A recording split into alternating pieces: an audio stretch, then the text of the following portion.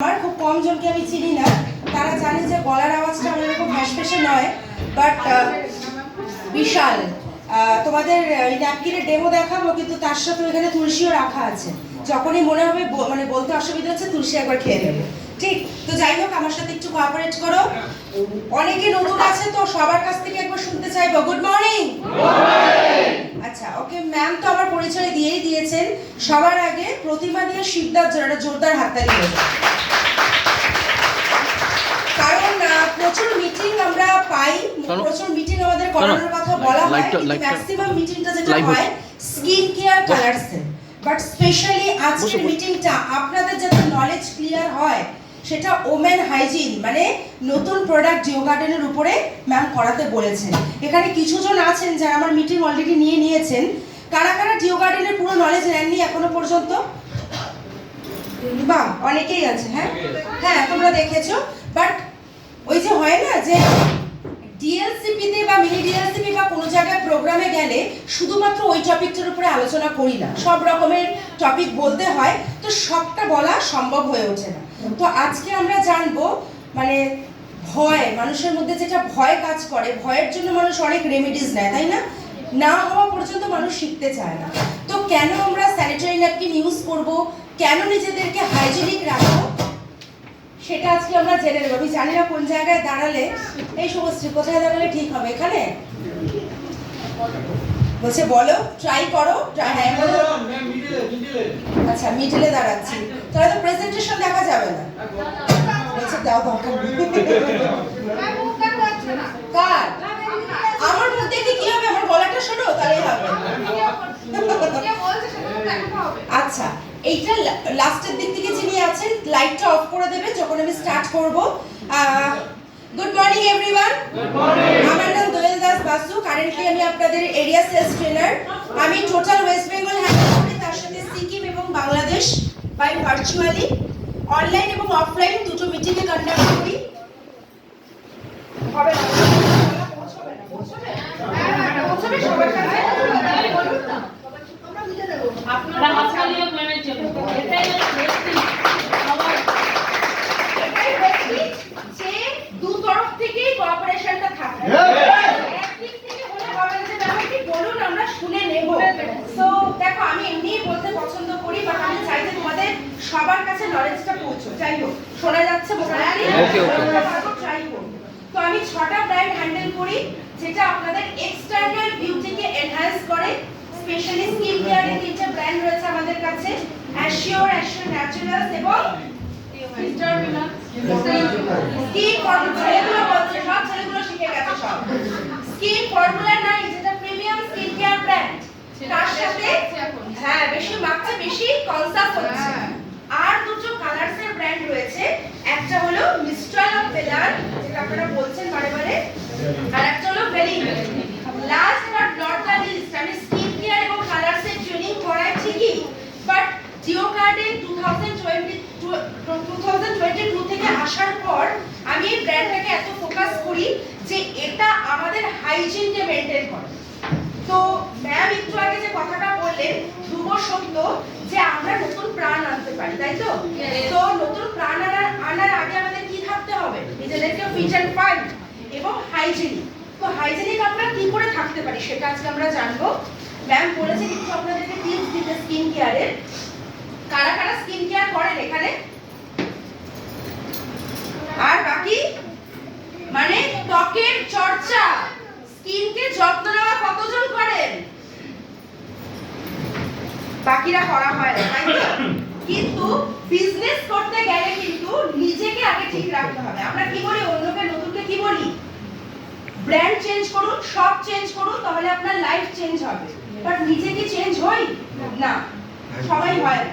ওই আপলাইন বলেছে কোনো প্রকারে গিয়ে বলতে হবে কথাটা, আর প্রোডাক্টটাকে দিতে হবে, জয়েনিং করে শেষ করতে হবে ব্যাপারটা।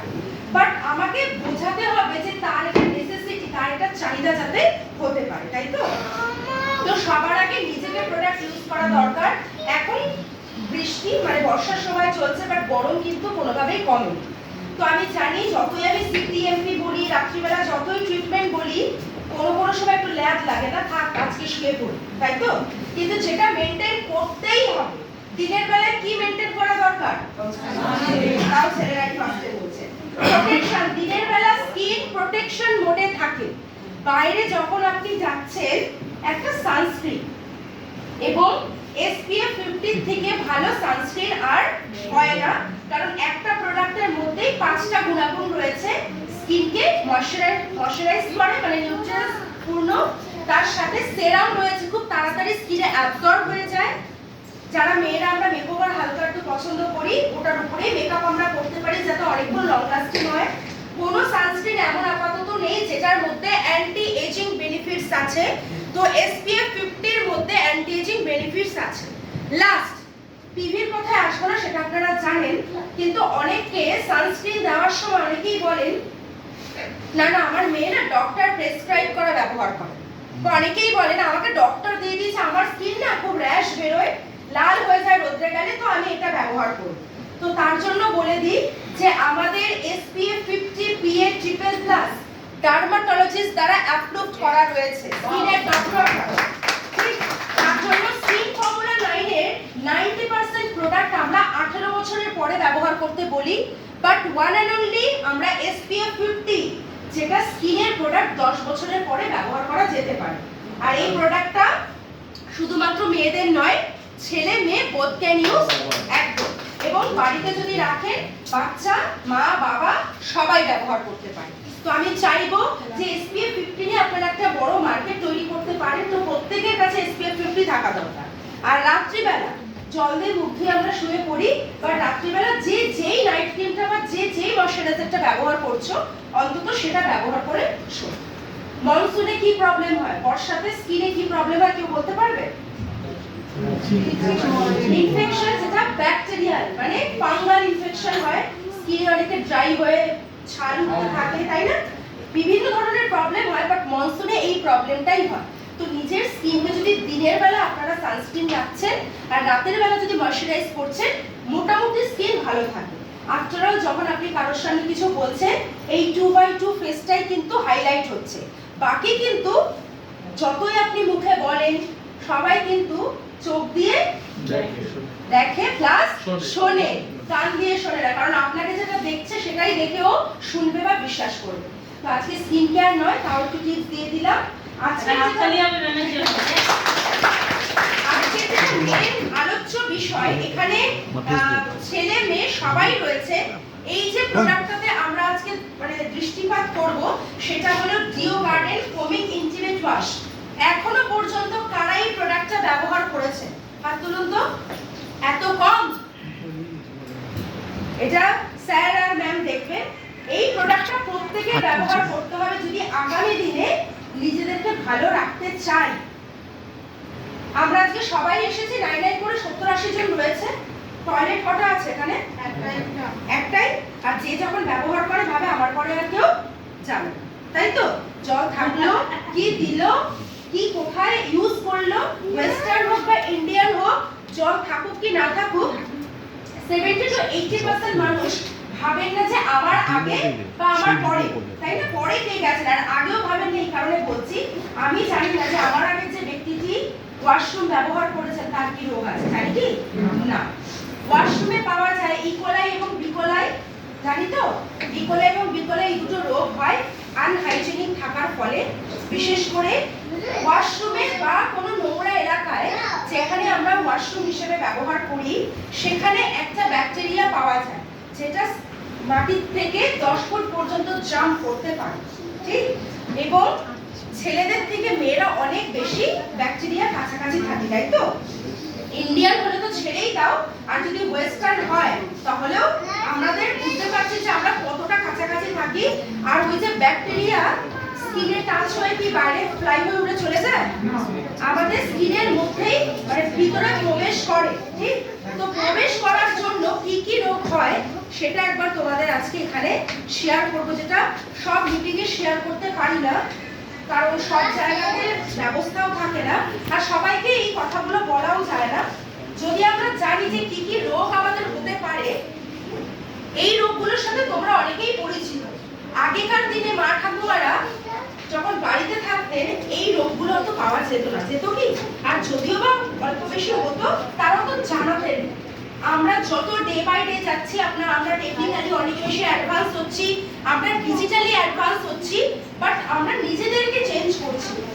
তো সবার প্রথমে আনহাইজেনিক থাকার ফলে যে রোগটা হয় আমাদের ইউরিনারি ট্র্যাক্ট ইনফেকশন, এটা আমরা জানি তো আমাদের রিপ্রোডাক্টিভ সিস্টেম, এইটা দিয়েই কিন্তু একটা মেয়ের শরীরে সব কিছু, এটা আমাদের মধ্যেই থাকে, প্রত্যেকটি মেয়ের মধ্যেই থাকে, যেটা ম্যাম একটু আগে শেয়ার করছিলেন।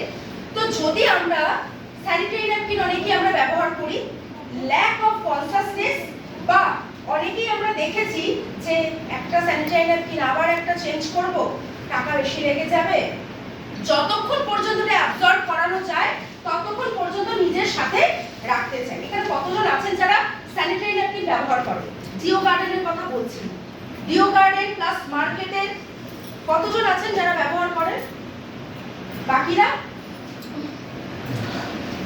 এখনো পর্যন্ত 70-80 দশকে ক্লোথসের প্রচলন ছিল, বাট তারপর থেকে কাপড়, তারপর থেকে স্যানিটারি ন্যাপকিন কেন আনা হয়? ক্লোথস বারে বারে আমরা রিইউজ করি, আমরা এখানে অনেকেই শুনেছি এটা বা ব্যবহার করতে দেখেছি। কাপড় যেটা বাড়িতে বলা হতো সুতির কাপড় ব্যবহারের জন্য, ঠিক? সুতির কাপড় একবার ইউজ করে আমরা সেকেন্ড টাইম ফেলে দিতে আমরা ব্যবহার করতাম, আমি খুব নরমাল ভাবে বলছি, ব্যবহার করতাম না ফেলে দিতাম, ব্যবহার করা হতো, আমরা দেখেওছি শুনেওছি। এইবারে মেনস্ট্রুয়েশন যেটা ম্যাম বলছিলেন, এবং আমরাও জানি যেটা চট করে এত বলা করে সবার সামনে বলা যায় না, যেমন জ্বর হলে, যেমন সর্দি হয়েছে, কাশি হয়েছে, যেটা আমি এত খোলাখুলি বলতে পারছি, মেনস্ট্রুয়েশন বা পিরিয়ড এত সহজে সবার সামনে বলা যায় না। স্যানিটারি ন্যাপকিন নিতে গেল, স্যানিটারি ন্যাপকিন আছে, বা দোকানদার যেও দিচ্ছে সেও মুড়ে দিচ্ছে, বাড়িতে টিভিতে অ্যাড আসলে বড়রা থাকলে টপ করে একটা ঘুরিয়ে দেওয়া হচ্ছে, এগুলো আমরা দেখে এসেছি, সমাজ এভাবে তৈরি হয়ে এসেছে।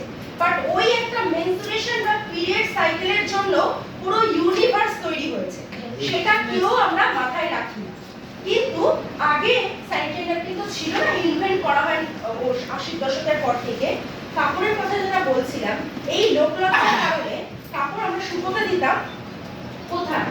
এমন একটা আড়াল করা জায়গায় যেখানে লোকের চোখ পৌঁছয়, যাতে বাড়ির কোনো পুরুষরা দেখতে পারে, কোনো বড়রা দেখতে পারে।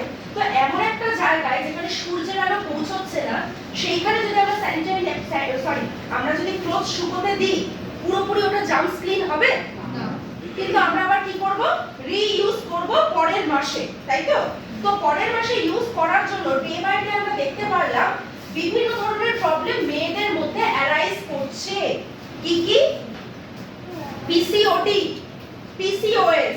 এখন তুমি ধরে নাও যারা সাপ্লিমেন্ট খায় ভালো আছে, তো সাপ্লিমেন্ট কতজন খায়, তাই না?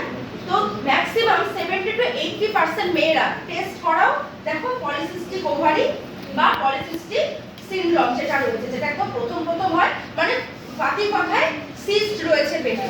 আর যারা এখানে জানো সিস্ট রোগামোটা বলে হয় না, যে কারোর শরীরে হতে পারে, হয়তো কেউ খুব হেলদি তার শরীরে সিস্ট নেই, আবার কেউ এরকম লিন রোগা তার শরীরে সিস্ট রয়েছে। তো এগুলো কেন হয়? আনহাইজেনিক থাকার ফলে। তো এইখানে যে রোগটার কথা আমি বলবো, due to lack of women hygiene. মেনস্ট্রুয়েশনের সময় আমরা স্যানিটারি ন্যাপকিন ইউজ করি, বাট কতক্ষণ রাখবো সেটা ভাবি না, যতক্ষণ পর্যন্ত থাকুক। এক তো হয় খরচার জন্য, যে চেঞ্জ করলে আবার একটা নিতে হবে, বাবা ওখান থেকে একটা স্যানিটারি ন্যাপকিন পড়ে যাবে। আর একটা হয় যে আমরা কোথাও বাইরে আছি, সারাদিন লং জার্নিতে রয়েছি, চেঞ্জ করার সময় থাকে না, আর ওই চলছে, যতক্ষণ অ্যাবজর্ব হচ্ছে হতে থাকুক। তো তার জন্য আমাদের এই প্রবলেমটা হয়। এটা তো চেঞ্জ হবে না, যেহেতু পিডিএফ এ রয়েছে। এইটা সার্ভিক্যাল ক্যান্সার। মেনস্ট্রুয়েশনের সময় কেউ নিজেদের হাইজিনের খেয়াল রাখেন না। পিএইচ মানে জানি আমরা, পিএইচ কেউ জানি? বলো তো। Very good. অ্যাসিডিটি এবং অ্যালকালাইনের লেভেল। আমরা জানি যে যে কোনো সলিউশন অ্যাসিডের দিকে যাচ্ছে, আম্লিকের দিকে যাচ্ছে না ক্ষারকীয়র দিকে যাচ্ছে, তার মাত্রাকে ডিফাইন করে হচ্ছে পিএইচ। পিএইচ হলো পোটেনশিয়াল হাইড্রোজেন। ভেঙে কেন বলছি? আমাদের ইন্টিমেট এরিয়ার পিএইচ অনেক কম হয়, কিন্তু সেখানে আমরা সাবান ব্যবহার করি। সাবানের পিএইচ জানি কত? প্রায় 7.5 এর উপর। কিন্তু আমাদের ইন্টিমেট এরিয়ার পিএইচ কত রাখা উচিত? ভেরি গুড, 3.5 থেকে 4.5 এর মধ্যে, তার মধ্যে রাখা উচিত। কিন্তু ওই যে গায়ে সাবান মাখছি, ইন্টিমেট এরিয়াতেও মেখে মাথায় আমরা রাখি না। কি হয়, কত কম পিএইচ এর জায়গায় আমরা যদি সাবান ব্যবহার করে নিই, তাহলে আমাদের ওই জায়গাটা ক্ষারকীয় হয়ে যায়, যেটা হিন্দিতে খুব সুন্দর একটা ওয়ার্ড আছে, অ্যাডও আসে, খুরখুরা ভাব। ঠিক তার জন্য আমাদের ইন্টিমেট এরিয়া কিন্তু আনহাইজেনিক হয়ে যায়। যখনই সেটা 7 এর বেশি হয়ে যাবে, তখন সেখানে ব্যাকটেরিয়া তৈরি হবে। আর ব্যাকটেরিয়াগুলো তো ছেড়ে ছেড়ে বাইরে চলে যাবে না, ব্যাকটেরিয়াগুলো আমাদের ভ্যাজাইনা থেকে আমাদের এই রিপ্রোডাক্টিভ সিস্টেমে ঢুকে যায়। তার জন্যই আমাদের ইউরিনারি ট্র্যাক্ট ইনফেকশন যেটা বাড়ছে, সার্ভিক্যাল ক্যান্সার, সার্ভিক্স যেটা জরায়ুর ঠিক মুখ, যার জন্য 30 এর পরে এখন মেয়েরা কনসিভ করতে পারছে না, বা পিসিওডি পিসিওএস এর সমস্যা দেখা দিচ্ছে। তার জন্য আমাদের যেটা দরকার, ইন্টিমেট এরিয়াকে ক্লিন করতে হবে এমন একটা প্রোডাক্ট দিয়ে, স্পেশালি বাচ্চাদের। আমরা তো করব ঠিকই, বাচ্চাদের মধ্যে এই হ্যাবিটটা আনা দরকার। বাচ্চারা কাদের কাছ থেকে হ্যাবিট শেখে? আমরা কাদের কাছ থেকে শিখেছি? মায়ের কাছ থেকে। ঘর পরিষ্কার রাখা, রান্না বান্না করা, কোথায় কোন জিনিস রাখতে হবে, লোকের সাথে ব্যবহার।